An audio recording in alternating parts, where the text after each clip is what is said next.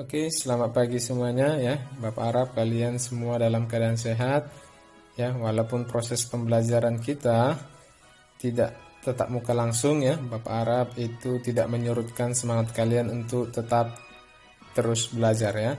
Oke, kali ini kita akan membahas topik mengenai peluang empiris dan peluang teoritis ya. Oke, langsung saja kita mulai yang pertama mengenai peluang empiris. Untuk menentukan nilai dari peluang empiris suatu kejadian ya, kamu harus tahu dulu menentukan frekuensi relatif. Rumus untuk menentukan frekuensi relatif adalah frekuensi kejadian K itu berapa kali muncul ya, dibagi dengan banyak percobaan. Setelah kita hitung nanti masing-masing nilai dari frekuensi relatif tiap kejadian, kita cari nilai yang didekati oleh frekuensi relatif tersebut. Hasilnya itu adalah disebut peluang empiris. Oke, untuk jelasnya kita lihat contoh ya. Di sini dikatakan dalam 200 kali pelemparan ya, dilakukan pencatatan setiap 20 kali percobaan ya. Di sini yang dilempar adalah sebuah uang logam.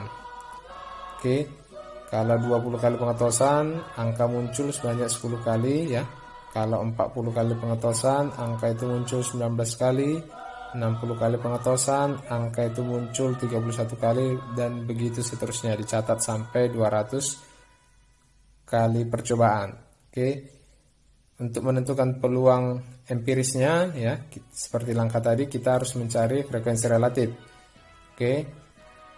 Frekuensi relatif muncul angka untuk 20 kali pelemparan ya, itu adalah 10 dibagi 20, diperolehlah 0,5. Untuk 40 kali pelemparan adalah 19 dibagi dengan 40, diperoleh 0,48 ya. Untuk 60 kali pelemparan muncul angka itu tadi 31 kali, maka frekuensi relatifnya 31 dibagi 60 diperoleh 0,52 ya. Begitu seterusnya untuk mencari nilai dari frekuensi relatif. Oke, untuk menentukan peluang empirisnya ya, sesuai definisi tadi, nilai yang didekati oleh frekuensi relatif. Oke, untuk mencari nilai berapa yang didekatinya, kita sajikan hasil dari frekuensi relatif ini ke dalam bentuk diagram garis. Oke. Nah, di sini tadi bisa kita lihat dalam 20 kali percobaan diperoleh 0,5 ya. 40 kali percobaan diperoleh frekuensi relatifnya 0,48. Oke, dari hasil diagram garis ini bisa kita lihat bahwa nilai dari frekuensi relatif itu mendekati suatu nilai ya, yaitu 0,5. Oke, jadi bisa kita katakan bahwa nilai frekuensi relatif muncul angka itu tadi mendekati 0,5, maka 0,5 itulah dikatakan sebagai peluang empiris muncul angka pada pelemparan sebuah uang logam ya. Oke, itulah pengertian ya atau konsep mengenai peluang empiris. Untuk contoh selanjutnya akan kita lihat di penjelasan berikutnya. Oke, sekarang kita lihat contoh pertama ya. Di sini dikatakan pada pengetosan sebuah dadu sebanyak 240 kali, kejadian muncul mata dadu ditunjukkan pada tabel berikut. Oke. Jadi dari 240 kali itu mata dadu 1 muncul 37 kali, mata dadu 2 42 kali, mata dadu 3 itu 39 kali, dan seterusnya ya. Jadi kalau ditotalkan ini itu pastilah sama dengan 240. Oke. Yang ditanya adalah frekuensi relatif muncul mata dadu kurang dari 4. Yang pertama, yang kedua adalah peluang empiris pada percobaan tersebut dengan nilai acuannya mendekati 1/6. Oke, untuk jawaban yang A ya, frekuensi relatif muncul mata dadu kurang dari 4. Oke, kita hitung dulu ya. Mata dadu kurang 4 itu berapa kali muncul? Berarti kurang dari 4 itu adalah mata dadu 1, 2, dan 3. Oke, kita hitung total ketiga mata dadu itu muncul sebanyak 37 tambah 42 ditambah 39 ya. Diperolehlah 118 kali ya. Berarti frekuensi relatif muncul mata dadu kurang dari 4 sesuai rumusnya berapa kali muncul dibagi dengan berapa kali percobaan.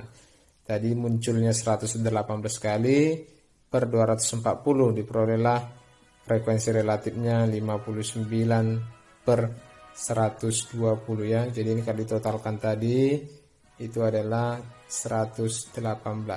Oke, itu untuk jawaban A. Untuk jawaban B, peluang empiris ya dengan nilai acuan didekati 1/6. Maka kita harus mencari peluang empiris tiap-tiap kejadian. Oke, untuk mata dadu 1 berarti 37 per 240. Karena banyak percobaannya 240 ya. Mata dadu 2 42 per 240, mata dadu 3 39 per 240, begitu seterusnya ya. Oke, selanjutnya karena nilai acuannya 1/6 ya, 1/6 itu bisa didesain ya, dibuat pecahan senilai jadi 40 per 240. Kenapa per 240? Agar sama penyebutnya 240 ya. Jadi nilai acuannya tadi 40 per 240. Kita cari yang mendekati ya, peluang empiris yang mendekati 40 per 240. Maka dari sini yang mendekati ya 40 per 240 adalah 39 per 240. Jadi peluang empirisnya adalah 39 per 240. Oke, itulah pembahasan untuk contoh yang pertama. Oke, kita akan lanjut topik peluang teoritis pada penjelasan berikutnya. Oke, kali ini kita akan belajar mengenai peluang teoritis ya. Setelah sebelumnya belajar peluang empiris. Untuk mencari peluang teoritis suatu kejadian ya, itu rumus umumnya adalah ya, bisa kamu lihat di layar, peluang kejadian K sama dengan NK per NS ya. Ada buku mengatakan ini K, ada buku mengatakan A. Itu hanya simbol aja ya. Membacanya adalah peluang kejadian K ya.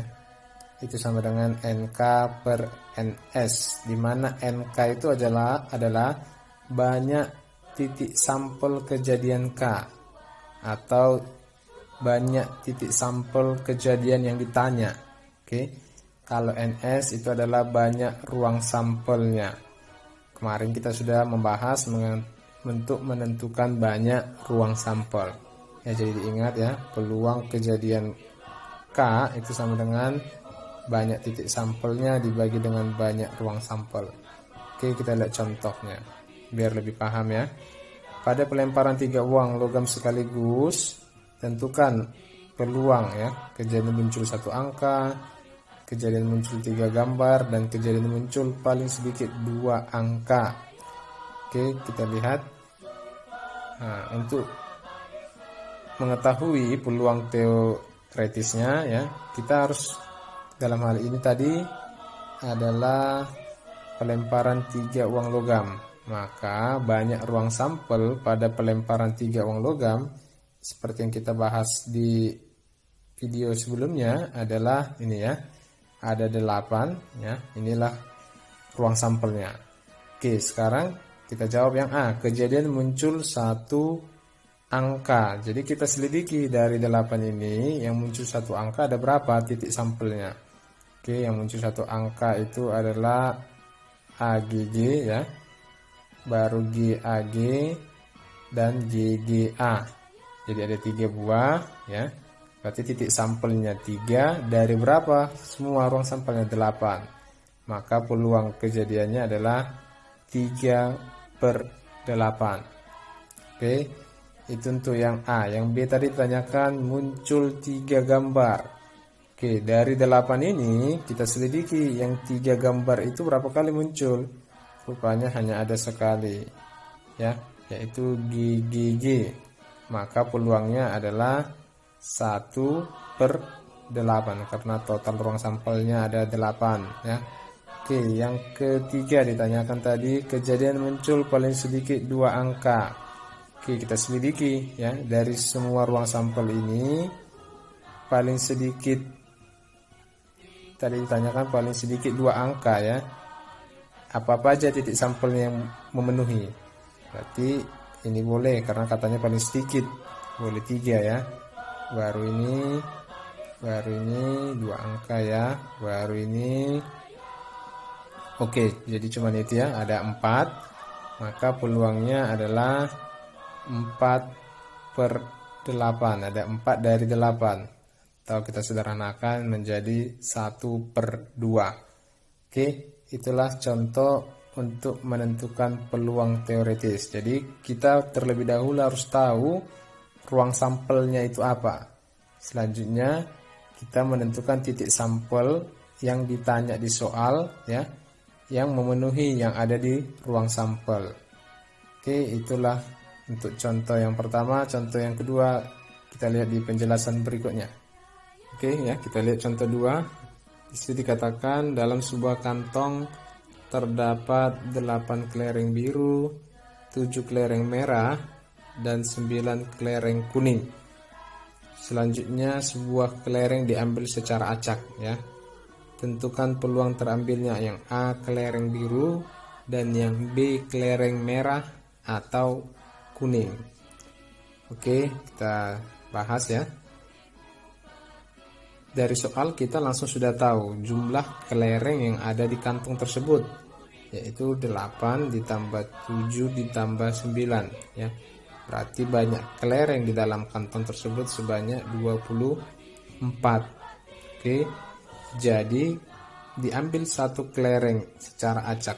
Yang A ditanya tadi, tentukan peluang terambilnya kelereng biru.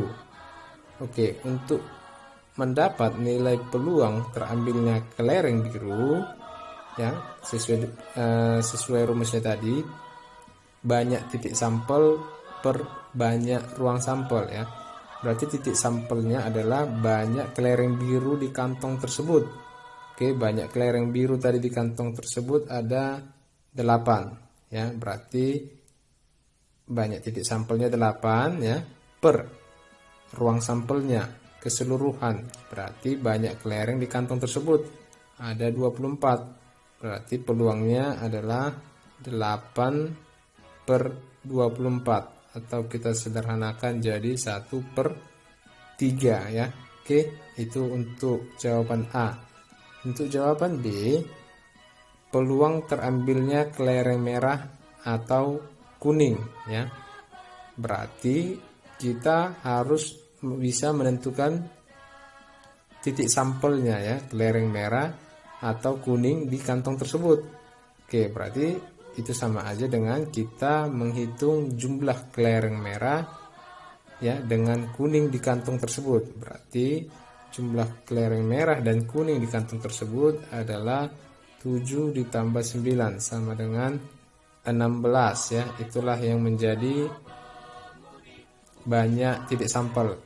Banyak ruang sampelnya berapa ya, sama dengan tadi yaitu 24. Berarti peluangnya sama dengan ya, jadi ini 16/24 sama dengan 2/3. Oke, itulah contoh lain ya untuk menentukan peluang kejadian peluang teoritis suatu kejadian ya. Oke, sekian untuk materi kita pada hari ini ya.